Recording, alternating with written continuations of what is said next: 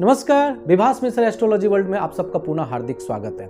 आज का जो एपिसोड है वह है कुंडली में वक्री ग्रह का फलादेश। बहुत ज़्यादा हमें यह ईमेल और पत्र मिला जिसमें बताया गया कि वक्री ग्रह के बारे में बताया जाए कि कुंडली में अगर ग्रह वक्री है तो वह कैसा फल देती है। तो याद रखें, कुंडली में राहु और केतु हमेशा वक्री रहता है और सूर्य और चंद्रमा हमेशा मार्गी रहता है। अब बाकी के जो 5 ग्रह हैं, बृहस्पति, शनि, बुध, शुक्र और मंगल, यही वक्री और मार्गी होते रहते हैं। आमतौर पे यह ज्योतिष का कॉन्सेप्ट है कि शुभ ग्रह अगर वक्री हो तो 3 गुना शुभ फल और पाप ग्रह वक्री हो तो 3 गुना शुभ फल। यानी शुभ ग्रह बृहस्पति, बुध और शुक्र अगर वक्री हो तो इसकी शुभता बढ़ जाती है, और शनि मंगल जैसे पाप ग्रह अगर वक्री हो तो अशुभता बढ़ जाती है। ये मात्र एक ज्योतिष का कॉन्सेप्ट है, पर ज्योतिष एक ऐसा विज्ञान है जिसमें सब कुछ पॉसिबिलिटी है। यानी शुभ ग्रह भी वक्री होकर अशुभ हो सकता है और पाप ग्रह भी वक्री होकर शुभ हो सकता है। यही आज हम लोग का रिसर्च है। वक्री ग्रह का सबसे बड़ा कॉन्सेप्ट ये है कि वक्री ग्रह चीजों को दोहराती है। मिसाल के तौर पे अगर कोई ग्रह वक्री है, अब वहां पर वो शुभ ग्रह हो चाहे पाप ग्रह हो, कोई ग्रह वक्री है और वो आपको शुभ परिणाम दे रहा है, ऐसी स्थिति में तो उसकी जो शुभता है वो बार बार रिपीट होगी। ऐसा उदाहरण समझें कि आप मान के चले अपने जीवन में एक ऐसे सज्जन से मिले जिनका आपके जीवन में आने के पश्चात आपके जीवन में बहुत अच्छा हुआ। अचानक उनका आपके लिए दर्शन देना, आपके जीवन में एक बेहतरीन मोड़ आया और आपके लाइफ को पूरा सेट करके चले गए। ये क्या हुआ? वक्री ग्रह के कारण हुआ। अब वक्री जो ग्रह है वो चीजों को रिपीट करती है। पता चलेगा कुछ दिन पश्चात या कुछ महीना पश्चात फिर से एक वैसे ही सज्जन मिले और वही घटना आपके साथ रिपीट हुआ, पुनरावृत्ति हुई। ये हुआ वक्री ग्रह का फलादेश। यानी जो शुभ चीज है वो घटना फिर से रिपीट होगा। यही कॉन्सेप्ट आप पाप ग्रह वक्री को भी समझे। अगर आपकी कुंडली में पाप ग्रह अगर वक्री है, यानी कोई ऐसा ग्रह जो वक्री होकर खराब स्थिति में है, तो खराब घटनाएं फिर से रिपीट करेगी। उदाहरण के तौर पे कि आपके जीवन में कुछ ऐसा हादसा जो हुआ, जैसे एक चीज है, एक विद्यार्थी जो एक परीक्षा में असफल हो गया। एक क्या हुआ? पाप ग्रह वक्री उस समय चल रहा था उस पीरियड में और उसको उस परीक्षा में असफल कर दिया। पुनः चूंकि पाप ग्रह वक्री जो है वह चीजों को दोहराता है, तो पता चलेगा किसी और परीक्षा में वह पुनः असफल हो गया। यानी कॉन्सेप्ट ये है कि शुभ ग्रह अगर वक्री है तो उसकी शुभता को रिपीट करेगा और पाप ग्रह अगर वक्री है तो अशुभता को रिपीट करेगा। ये कॉन्सेप्ट नंबर 1। कॉन्सेप्ट नंबर 2 कि वक्री चीज एक से ज्यादा चीजों को करती है। अगर आपकी कुंडली में मान के चले चतुर्थेश वक्री है, तो चतुर्थ किसका कारक है? घर का कारक है। तो निश्चित तौर पर ऐसे इंडिविजुअल को एक से ज्यादा मकान का सुख होगा। कि वक्री ग्रह चीजों को दोहराती है ना, तो वक्री चतुर्थ भाव किसका हुआ? चतुर्थ भाव हुआ आपके आवास का।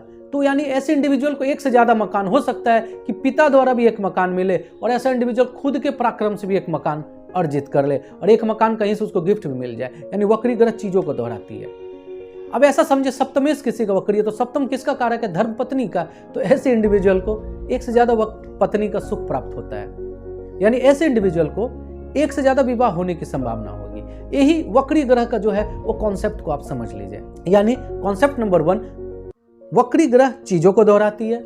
वक्री ग्रह जहां का कारक है वहां का एक से ज्यादा है चीज का सुख को देता है। यानी सप्तमेश वक्री है तो एक से ज्यादा पत्नी का सुख, चतुर्थेश वक्री है तो एक से ज्यादा मकान का सुख, पंचमेश वक्री है तो एक से ज्यादा संतान का सुख, दशमेश वक्री है तो एक से ज्यादा करियर। यानी उसको पता चलेगा कि एक नौकरी मिला और फिर पता चला कहीं और भी नौकरी मिल गया। यही एक जो सज्जन है उनकी कुंडली में मैंने देखा कि उनका बैंक में क्लर्क की नौकरी हुई।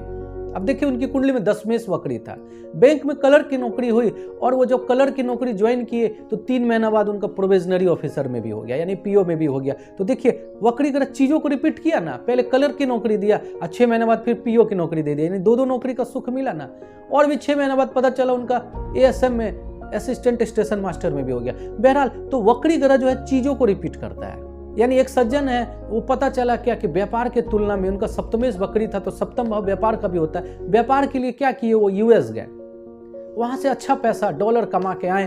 फिर पता चला उनका वही व्यापार कहाँ हो गया? दुबई में भी हो गया और वहां जाके वो दुबई में भी अच्छा नाम कमाए। तो कहने का मतलब है वक्री ग्रह इस प्रकार से चीजों को रिपीट करता है। तो ये जो विडंबना है कि कुंडली में अगर वक्री है तो खराब ही होगा, ये विडंबना को आप हमेशा दिल से हटा दीजिए।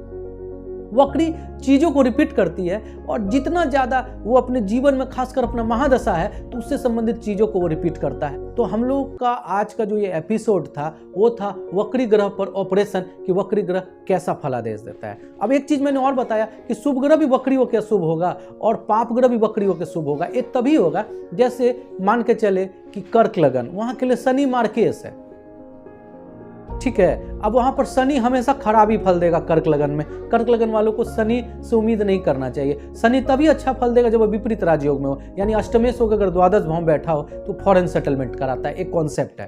कर्क लगन के लिए शनि खराब है। अब शनि तो खराब है ना, अब यहाँ पर शनि अगर वक्री हो गया तो अच्छा फल देने लग गया। अब देखिए शनि वक्री होकर अच्छा फल देने लगा ना। वैसे ही अगर वृषभ लगन की कुंडली है, अगर वृषभ लगन की कुंडली, और वृषभ लगन कुंडली के लिए शनि क्या होता है, राजयोग कारक होता है भाग्येश और दशमेश होके, और भाग्येश और दशमेश होकर राजयोग कारक हो गया है। अब यहाँ पर ये वक्री हो जाए तो इसकी अशुभता बढ़ जाएगी, क्योंकि कोई ग्रह राजयोग कारक है और वक्री हो गया तो उल्टा हो गया ना, यानी वो राजयोग कारक क्या हो गया, राजयोग भंग कारक हो गया। यही कुंडली का रिसर्च है हमारे संस्थान में, जो हम रिसर्च करते हैं यही आप तक बताने की कोशिश करते हैं। इसको आप एंजॉय करें और ज़्यादा लोगों तक पहुँचाएं। चले आज्ञा दे पंडित विभास मिश्रा को। नमस्कार।